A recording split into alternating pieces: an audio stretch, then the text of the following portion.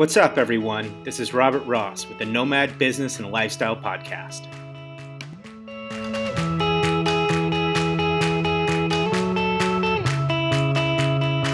Do you daydream about quitting your job, walking away from your 9-to-5 corporate lifestyle, but curious how other people afford their lives traveling and living in a far-off location? 10 years ago, I quit my financial services job, sold everything I owned, and moved to a small surf town in coastal Ecuador with nothing but my dog, 6 surfboards, and a suitcase. Since then, I built a large hotel and real estate business in Montanita, Ecuador, called the Mi Hotel and Villas Montanita Estates. But most importantly, I created the environment where I can focus my energy in every minute of the day doing exactly what I want to do, whether it's spending time with my family, surfing, kite surfing, and growing the Mi Hotel. Along the way, I've spent countless hours meeting and talking to others who have traded in their corporate lifestyles to take control of their future, enjoying the life of the nomadic traveler and business abroad. On this podcast, I'm going to share my experiences and those of others that are following their passions of living in exotic locations, while most importantly, continuing to earn and create business opportunities.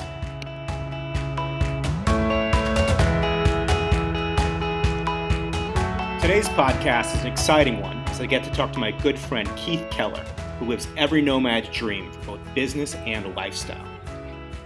Keith owns a hotel in a beautiful beach town called Ayampe, Ecuador.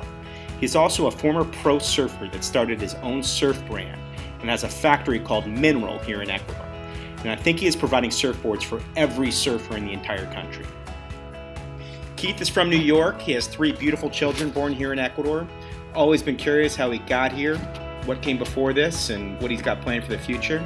So let's find out how it all happened. Why don't we start today talking about a little bit about Ayampe, Ecuador. I know you've been there for about 10 years. It's a pretty obscure place in the world. Why don't you tell everybody how you got there and what you were doing 10 years ago that brought you to Ayampe? Yeah, well, in reality, in hindsight, my first trip down there was about 16 years ago, and I was just on a surf trip to the Galapagos from New York City via Virginia Outer Banks area. Of course, that's where I'm from. Was living in New York, and then I had met my now wife, and we started dating. And she brought me to Ecuador. We went on a surf trip to the Galapagos, as stated before, and at the end of the 30 days in the Galapagos, I asked her. I said, I kind of blew staying 30 days out in the islands instead of checking out the mainland coast. So she said, well, shit, we have a couple cool beaches up and down the coast, one called Montanita, and then there's Salinas. I said, hell, let's just get a cab, yeah. And she took me in a cab immediately, probably about an hour after we landed on the Galapagos. And we got in a cab and hit Montanita about 16 years ago. And I woke up after a 12-pack shared in the cab to the typical, how that goes, get a 12-pack of beer, and sat in the cab with her. And actually, back then, it was all the bumpy barely two-lane roads, and it had all the speed bumps and potholes. It was 16 years ago, and I had to get drunk for that ride. Anyway, so woke up, and I was in the middle of Montanita, and she was like, well, welcome to Montanita. And I just see nothing but like 2-story buildings, nothing like it is now, the 5-story colossal hotels and clubs and bars. I mean, it had that same kind of energy, but it was just on a much smaller spectrum. But really cool people, and we got in, threw our bags out, and started drinking and having some dinner with the locals, and woke up the next morning a little hungover, took to the point to go surf. I'd heard all about that famous point, and a couple good waves out there. I actually bounced off the reef the very first time I surfed there. And really? Yeah. And then I met my very first friend, Adimar Yagual Rosales. Adimar, the owner of what was Local Point. Good friend of mine. I surfed with him today, actually. Surfed with him in front of the Camaronery today. So. Yeah. Oh, there's a good little wave there now.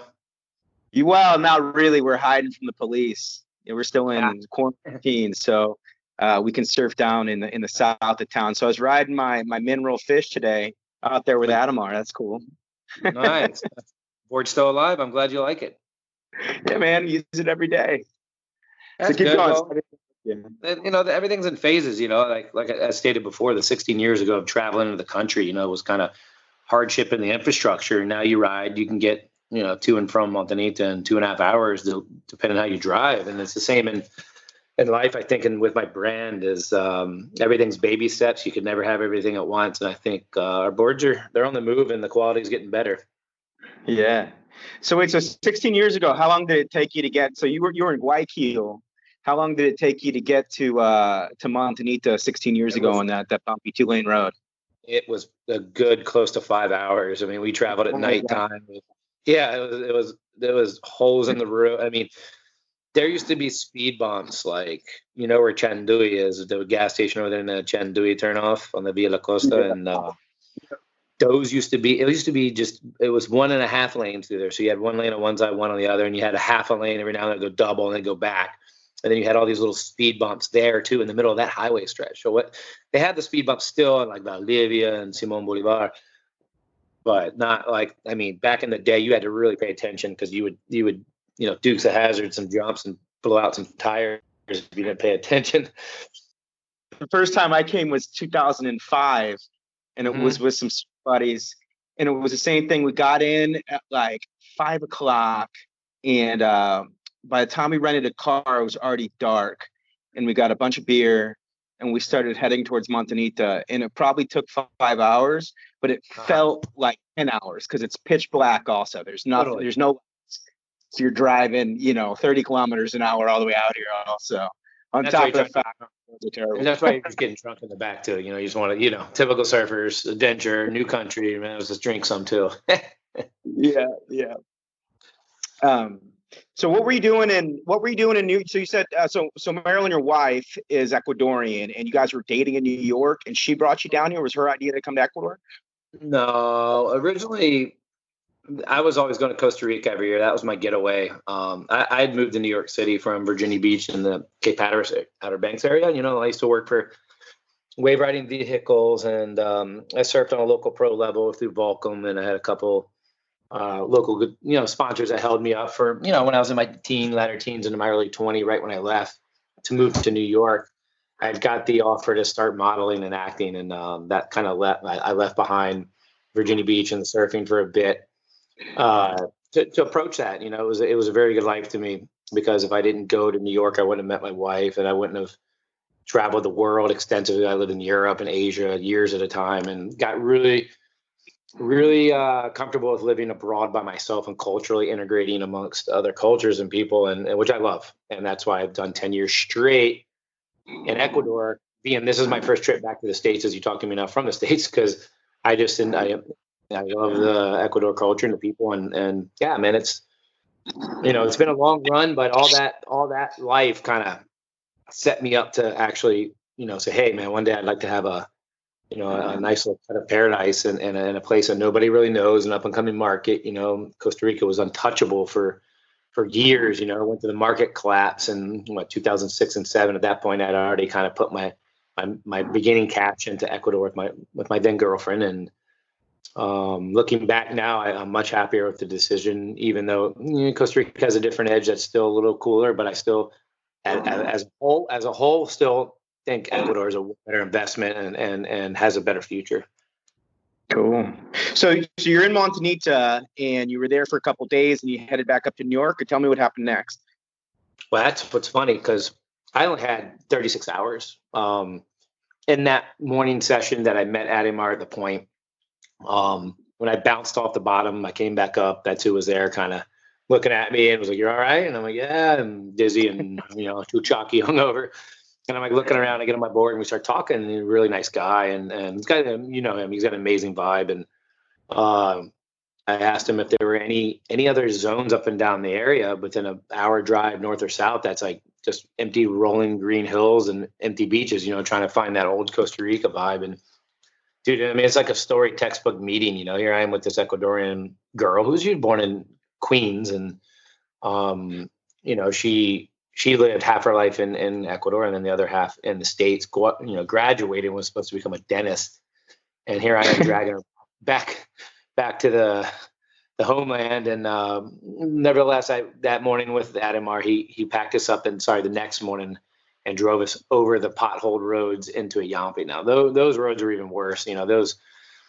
But I like that. I've always loved that rustic feel, and going through that mountain range through the beginning of Manabi is like one of the best feelings ever. It makes you just appreciate life and what, what's out there and what could be. And when we came around that turn and I saw that Ayampe Island and the beach, I was, my wife and I, then girlfriend Marilyn, we looked at each other like, wow. Camped out for the day on the beach, surfed with Adamar for a good hour or two. And then he drove us back, shook his hand, kept his confirmation, his number, and confirmed with him that I was probably going to come back in a few months and that I'd hook back up with him and maybe start looking for land. And that's what we did. We flew back to New York and we just kind of looked at each other, my girlfriend at the time, we just said, hey, do you want to maybe go back and look at something together, or, how maybe you help me, or, we could do this together and we'll figure it out later. And that's kind of what happened. 6 months later in the off season, Nagarua, we returned in October. Wow. Yeah, we stayed there for just 2 weeks, walking up and down everywhere from the beginning of Alon all the way up towards Puerto Cayo, because we just kind of loved that zone and we just felt really attached with what we saw in Ayampe. And Adamar led me to David Cardenas, which was the owner of Tortuga. He had the swath of the land mostly in that prime area in Ayampe that we grabbed. And from there on, that's kind of what we did. We put a small deposit down on a cheap piece of land, and now we're here, Gotcha. So yeah, take me through that. Like, so at that point you put a deposit, you were here for 2 weeks and you put a deposit down, and you flew back to the States. Yeah. You're always nervous handing over money in a foreign country, but it's not like, that's the kind of deal I was looking for. It's like, hey, okay, if I don't have all the money to run through it right now and get the contract done and really walk away with a title, and this is my shot at taking a $10,000 or $15,000 piece of land, I'm talking 15, 16 years ago, that was going to be the gamble. We lose it. But, after doing a lot of reconnaissance and talking to people, we felt, we could trust this guy with like, $5,000 or $7,000 to just do a compromiso and then, leave. And then, we went back and worked our butts off and paid off that really fast. It was done. Came back the following year. Yeah. So you gave him a deposit. So did you guys like run to the notary and get any paperwork done here, or how did that go down? Smashed it all there in Puerto Lopez, as took care of all that within that. We walked up another. Yeah, what's funny is we almost bought a piece of land right there in Alon. Actually, two, and one in the Tigrillo. Actually, like right now, would have been a major buy. It's on that stretch back there on the right when you first get in. We could have got like a hectare there for like $7,500. Oh my God. Yep. I wish I would have took it, but yeah. And, but that, and then there was that hardware store on the left. There's that tall, thin hardware store right across from, what I'm talking about on your left when you're driving towards the Ayampe. There's a little piece of land there, and we really felt like that might be the one. And we started wheeling and dealing with some lady that lived in Jersey, was Ecuadorian. Turns out that, they were just testing the waters and selling, but the husband didn't want to sell it. That's fine, because then if we would have bought that, we would have been behind that tall, ugly structure, crammed in alone, and not in that big, open, dense forest of Ayampe, which is way better for me, at least. Yeah. So that's kind of, and that drive to Ayampe back then was probably an hour, and now it's 20 minutes, right? At least it was a good 35, 45 minutes minimally. Yeah. Well, dodging donkeys, all those things. So basically, back then you were looking at land costing $10,000 to $20,000 for your little piece of paradise that you could. Were you thinking about a hostel back then? Yeah, it was always in the back of my head. I worked for a lot of boutique hotels in New York City, in between the modeling and acting. I wasn't really making money, so I know hotels very well. 5-star hotels. I was concierge, and I've done a lot of positions in my life, and I just kind of stuck with what I knew, and meshing that with my friends and connections in the surf industry and knowing the hotels. It was an easy jump off for me to really kind of boost my property and eventually overall driving some people to, other clients to invest in Ayampe, because it was the place. It just spits dollar signs on it. Not that you're a millionaire looking at it. What it does is it's an amazing place. Nobody wants to really taint it and be held accountable for really bringing the crowds, but some would say it was the Kellers, and I don't care. It's what it is. But at the same time, if it wasn't me, it could have been someone building a 10-story structure. I don't know. we've stuck at a 1-story structure with only 7 rooms for 10 years. And we've been #1 in TripAdvisor with phenomenal reviews, because it's also more about, the attention and the love and your true dedication that you'll give your own property as if it was your own family. And all of our guests who come are family. Yeah. Well, it's interesting you say that, because I kind of had the same sentiment when I moved here that, I'm a surfer. This is our little secret spot, and that's really that's really like a surfer sentiment that we hold kind of dear ourselves. But it's actually not the sentiment of the locals. The locals want you to blow this up. They're so hungry for business because there's not a lot of jobs here.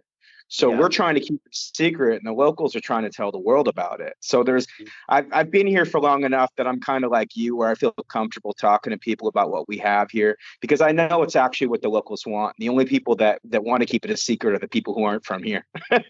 Sure. Yeah, because they want to go home and get their P's and Q's together and get back and grab a piece for themselves. And, or just the quiet surf guy who's like, hey, man, please don't put any more pictures up, because I'd like to come here and surf by myself for 2 weeks straight. And quite frankly, even though Ayampe is blown up and Montanita is quite crowded, your times and your hours, you can catch the point good, or I can go out the beach and get my break by myself, or go to the next corner bend north of wherever and find something if you want it. Ecuador is still a big frontier that's open. And then I'm gonna tell you right now, with what's happening in the world right now, the pandemic, I really feel you're going to see another boom happen, because off the records or on the records, Robbie, between having the U.S. step back in is what it's looking like it might happen. You're going to see investments start coming back this way, down that way rather. You're going to see a lot of people who have the money and was able to weather the storm look for that investment finally, and then the land prices should get cheaper, because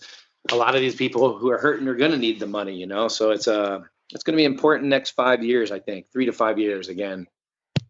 Mm-hmm.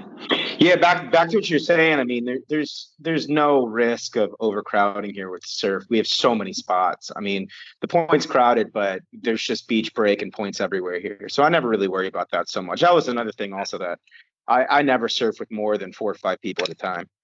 It's just part of living. It's not a concern. I do wake up every now and then wishing I could just roll over there and find Robbie and get up there and surf, and I could, and Adam or whoever, but for being in Ayampe, I just thoroughly enjoy waking up and being by myself and surfing that empty beach break over there. That's just who I am. Like you like the point, and you got your establishment there. We all kind of get lazy in our own ways, right? Because we know when to surf, and we catch it.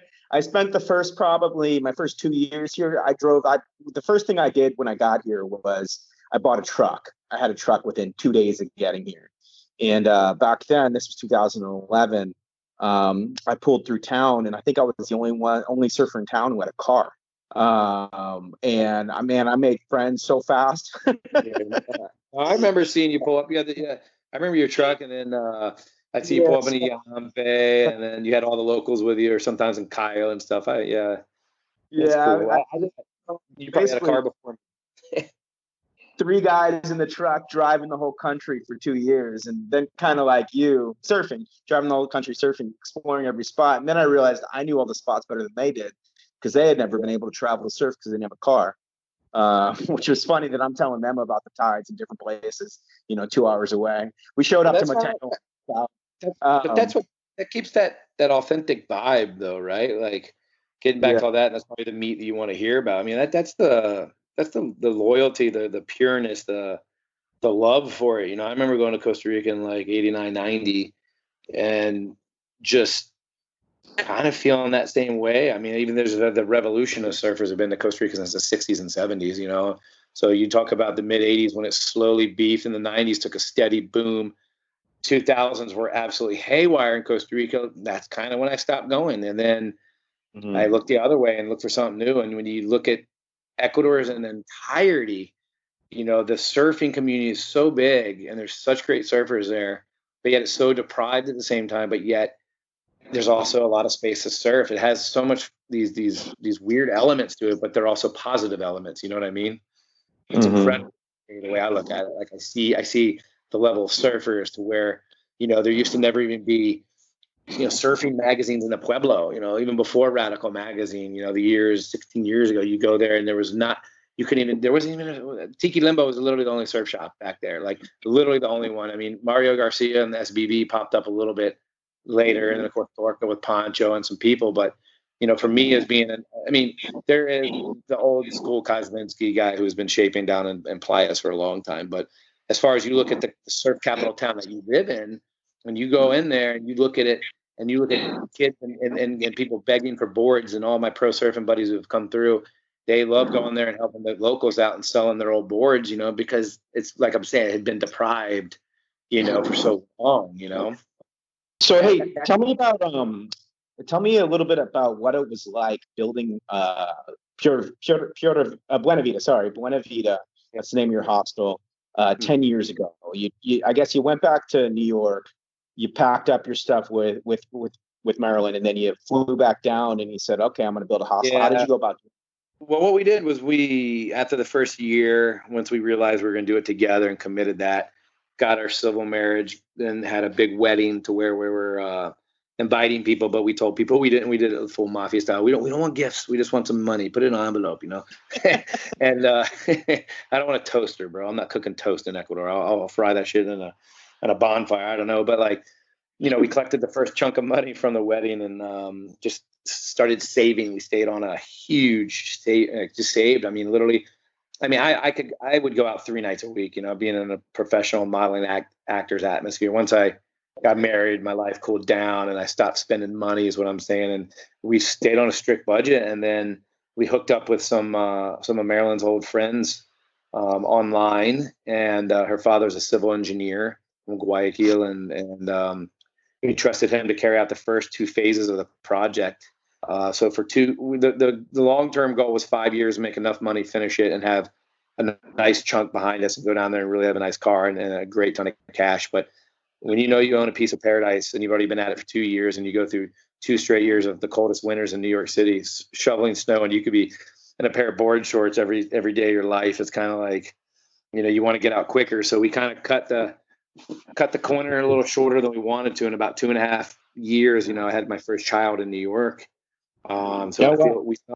We felt like we hustled enough to where we could survive off of the cash we were bringing, minus a car, take a bus, and get it going from abroad. So we saved, like I said, Robert, sorry, we saved, and then we would send chunks of cash down freely to her friend's father, who was a civil engineer, and we just trusted it. And then those 2 years in between, we would go down once or twice a year to check it out, surf and hang out, watch the construction and dream, and then go home. Like I said, the closer to that 2.5, 3 year mark, we just said, what, this is the year we're going to pull the plug on it, and just decided to come down with a chunk of money and just finish the whole thing up and then just live. And we did 10 years straight up until 2 months ago.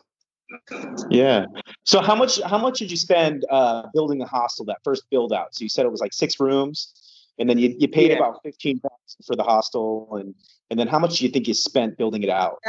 You hit that 6-figure number roughly, but you're talking everything finished and done. But you can't even barely buy a nice trailer nowadays for $50,000. And then you talk about having a nice chunk of land and getting it done. Yeah. I think we were even under that for a while, and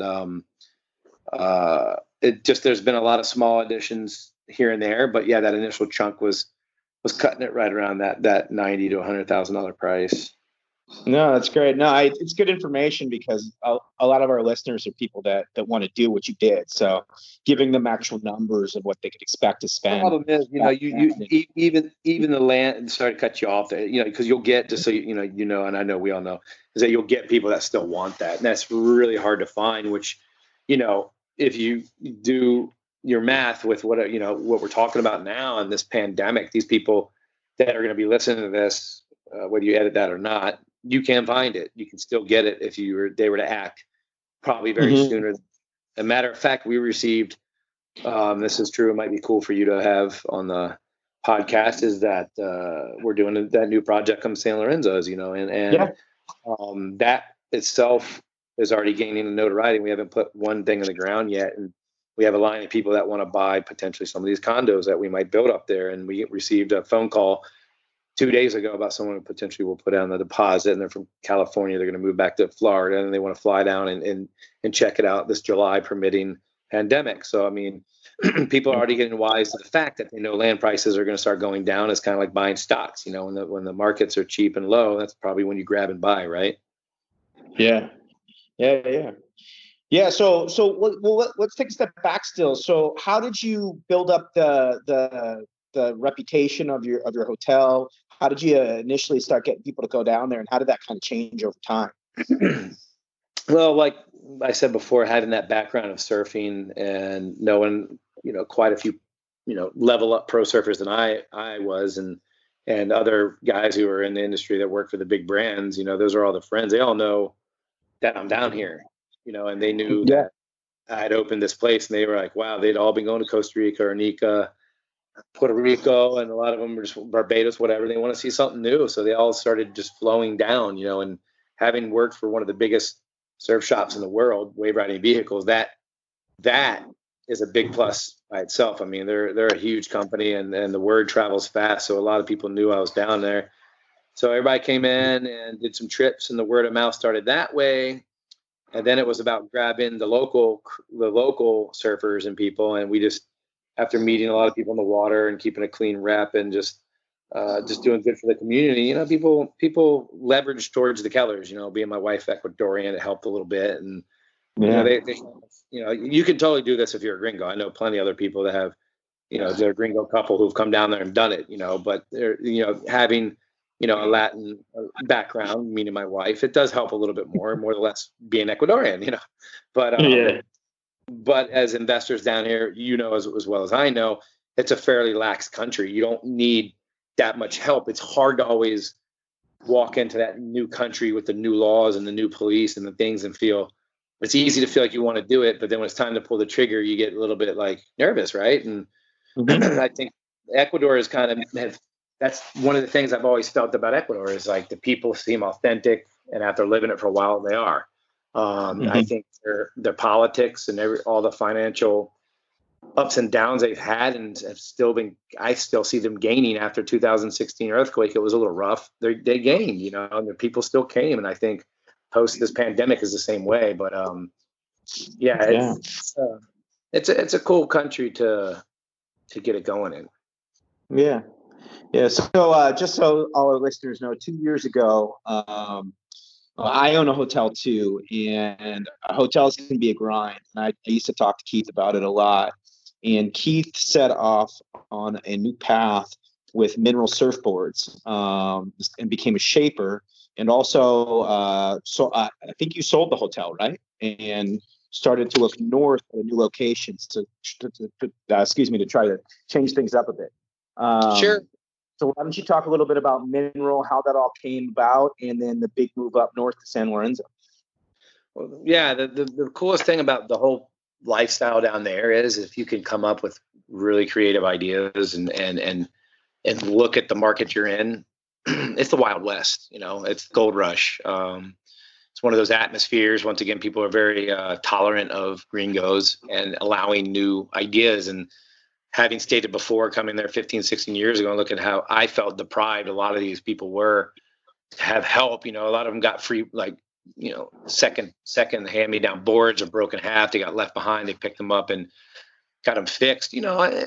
I waited for a few years to really get going on the shaping thing, but I woke up one morning I'm kind of tired of my friends bringing surfboards down from the States, and I said, I'm going to get going on this. I waited around, I worked a little bit with Pancho at Torca and talked to him a bit, and they were always talking about getting a machine and he was going to do big things, and it kind of never came about. And quite frankly, tried a couple of the other shapers boards in the country, and it just wasn't really my P's and Q's. And it always had a little bit of a, I wouldn't say a negative road, but it didn't come.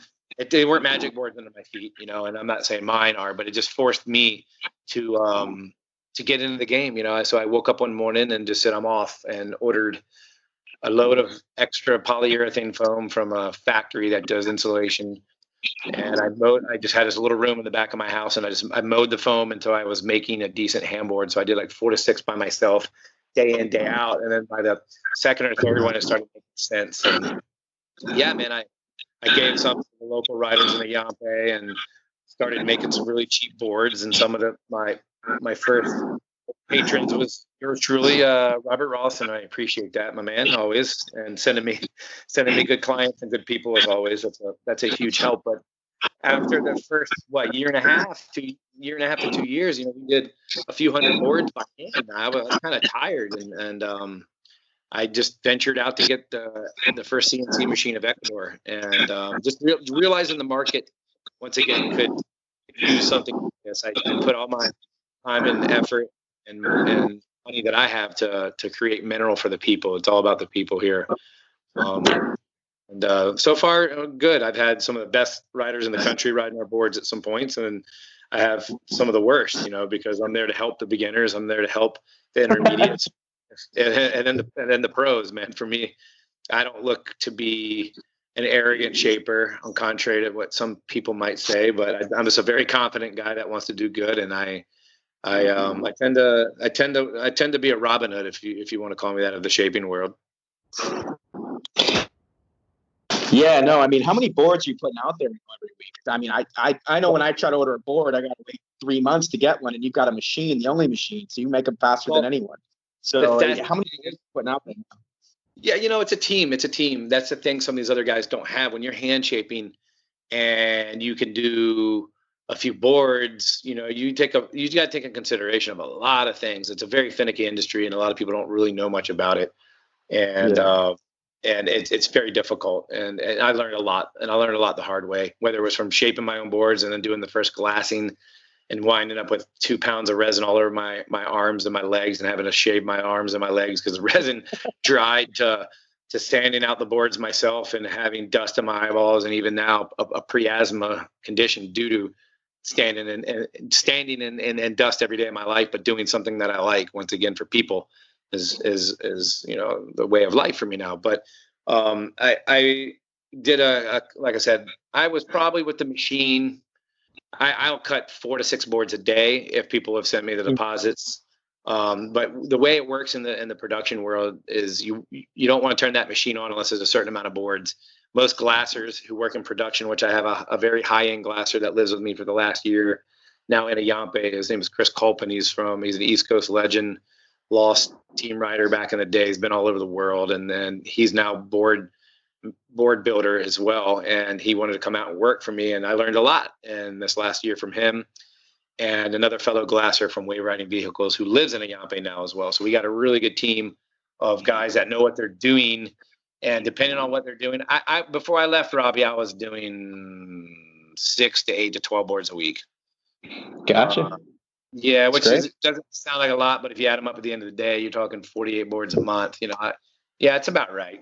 I mean, and that's not even having done our shop line. I have yet to even stop and do a shop line, because I take on people's ding repairs, and now everybody knows we're doing ding repair, board making. So they know we have all the materials. So they show up doing ding repairs, and I don't want to turn anybody away. So in the midst of making new boards, we have a pile of, repair boards we're trying to do. And so, with good news on the way, we might be manufacturing some big board brands here in Ecuador in the near future. We've been in talks with a couple big companies, and right now we hold the licensed collaboration with Wave Riding Vehicles. So we have some of their models from the computers and our computer, and we just shape them out and glass them here. And hopefully, in the next year or so, or 2 tops, we have some of the big boys coming straight out the machine in Ecuador. That's great. Yeah, I mean, something that I've learned down here since being here is that if you do something well, this country needs everything. There's just so much opportunity, and it was really neat to see that you saw an opportunity to really make an investment in a factory down here, not just shaping boards, but putting a whole surfboard factory down here and growing it. So it's a business, and it's growing like wildfire. It's really cool. That's the idea. It was like, it started off as like the hobby shape board. Okay, do it. And then it was like, whoa, this is a niche. I mean, board manufacturing really doesn't net that much money. You gross a lot, but then you rebuy, depending on how much people want to buy boards for. is when you're going to realize if you're really truly making it. You know, in Ecuador, the market is very difficult because they're underprivileged. Once again, there's only a certain amount of people who can pay a decent price that I could stay afloat on. So when some people come through and then they see the prices have risen, it's because, you know, if they would stop voting for certain politicians and they would learn that that guy's not letting us import shit cheap and or nearly for free, then there's nothing else I can do for you. You know, like, you know, a barrel of resin in the States, I buy it for 3,000, just so you know. And by the time it gets here, I pay 7,000. So I pay 100% plus just to get some. It's crazy. That's a whole nother show. That's a whole nother show to talk about importing stuff in that. We won't go down that road. Hey, tell me about. It sounds like you're jumping onto a new project in San Lorenzo. You're taking some of the things that you learned at your first hotel. Tell us about San Lorenzo, what you learned the first time around, and what you're going to do differently the second time.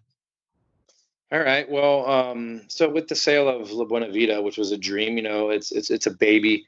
It was our baby. It was our everything, and you know, it still is until we finally turn it over here shortly. We've learned a lot, like you had stated. You know, we've taken in consideration the ups and downs of the market, the politics, the housing of guests. You know, the whole enchilada. You know, and the new property consists of mostly Airbnbs now. There will not be a hotel, a surf camp.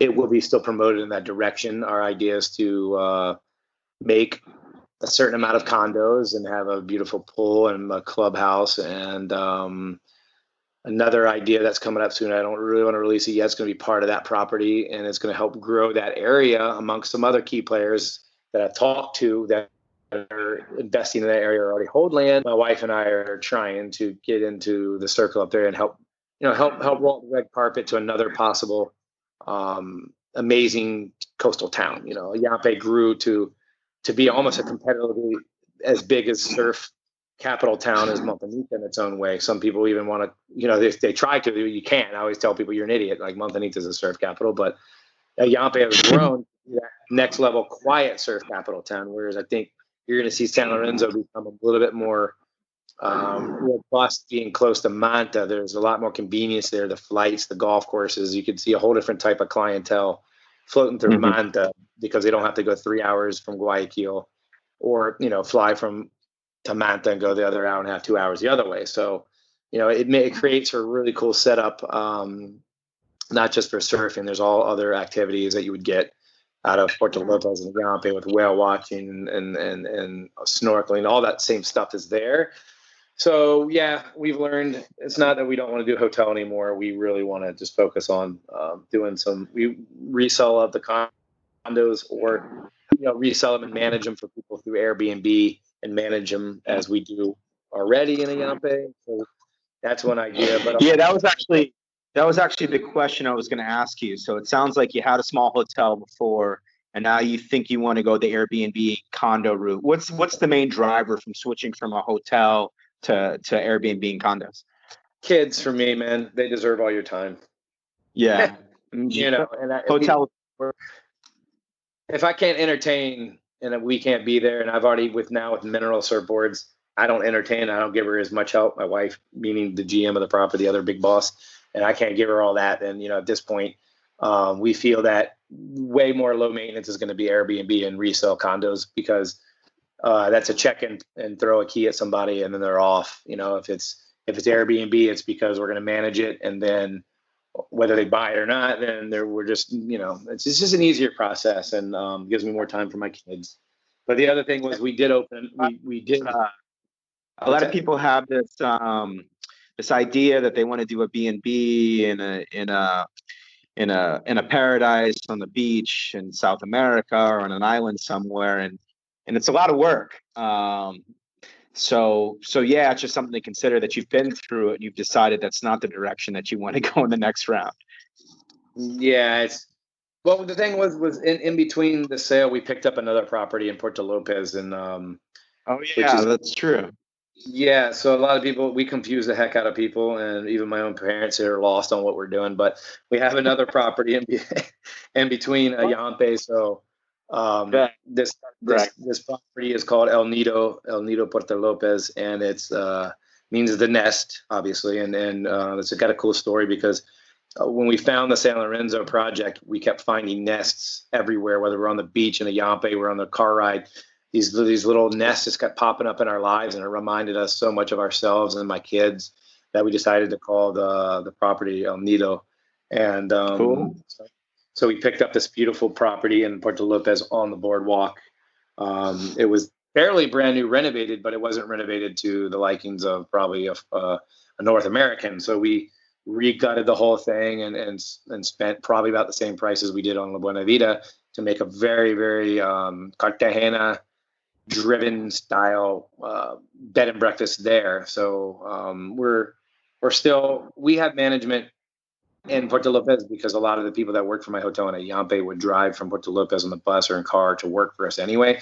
So we have a lot of friends and clout in Puerto Lopez. So we have no problem people, running that for us. So yeah, we're kind of got our hands, the main driver for a lot of foreign investors or people that want to live this dream is anything works if you just really, work for it, dream it, and have a good idea. I mean, it can't just be the same old stuff that everybody wants to do, Okay, it's going to be a B&B. If you want to be passionate about it, you could do the same thing as me. You could come down and still do it in Ecuador. You could do it in plenty of these little towns up and down the coast in Ecuador, as long as you got a marketed edge on the clientele you want. It's still rough and raw like that down there. Cool. So, hey, let's switch gears a little bit and talk a little bit about the kids. A lot of people, are considering moving and they might have small kids. It sounds like you had your first child in New York, and then I know you've got two more that were born in Ecuador. Tell us a little bit about, how that's worked out for you with schooling and any other concerns that you had, things that you like, things that you didn't like about raising or don't like about raising kids here. Yeah, I mean, I always tell people if you haven't traveled the world with your wife or even as a person, I think before you really lock yourself down to have kids, you need to do that first. And if you've done that and you still want out of the matrix and the lifestyle and you want to do a nomadic style life, I think it's very important to realize you're going to eventually want to provide for your children a little bit more and be in a rustic village that Ayampe's been. My first child he's a really good child, but it was very hard for him in the beginning because there was no other gringo kids or foreigners his age that lived where we were. He spoke a lot. He ended up speaking a lot of Spanish very quickly. Being he was only 1 year old when he moved there, now 11, he gained more friends. Now there's newer, foreign people living there with their children. And so it kind of has come about in the new wave of Yampeños and people that are moving in. They're all classically happy about the Montessori school that's evolved. See, all that stuff is what I'm getting at is evolved post, being ballsy and investing in a pueblo that had 300 people in it, 15 cows and 200 horses. Now it's got literally 15 to 20 restaurants. It's got about 30 hotels combined with Airbnbs. It just doesn't look like it because it's not sold like Montanita was side by side, where Ayampe now it's so going back to that with kids, it's evolving and the better future for kids is there. Now for us, we were driving our kids every day. My son, when it was time to go to school, we put him into a local school, pre-K. We believe in that. Like, I don't care if he eats dirt. I don't care if he jumps off a tree into the river and then it's swamp. I mean, I want him to indulge and swim in the germs and create those antibiotics to fight pandemics, to be strong. And, don't be the little wuss who's in a bubble who's going to get sick every frickin' change of weather. And, we're believers of that. And so as he evolved and started going to school and getting out with the locals and became a little bit rougher, we had our second kid and then of course our third one. And by that time they've all gone to the school in Puerto Lopez that my wife really is the boss of. Whatever she says goes. I'm a really artsy guy. If they wanted to learn how to shape boards for the rest of their lives and run the hotel, I would let them. But my wife really she wants them to be able to deserve whatever they want later. And that means being able to, send their transcripts abroad and to get accepted to a college, perhaps in the States. So all the schools we've dealt with now and enrolling here in the future will have to do so. So that was one of the main reasons we were moving towards San Lorenzo. anybody who does listen to this, that's another tip is, we waited 10 years. That's probably the only downfall of us moving out of the area more than anything was there was talks of schools come in, they never did. The Montessori is a good school. It's good enough, but they're not going to have the international recognition that probably the German school or the Jefferson and all these bigger ones in Montañita have. Let's say that my son in 6 more years when he graduates school, which is crazy, in 6 more years he's going to graduate and he'll be off to wherever he wants to go. So that for me and my wife was very important. And living in San Lorenzo, it has a 20-minute car ride to get into Manta to those amazing schools. Yeah. No, I have a similar experience where I've loved having my kids here up until the age of my son's 7.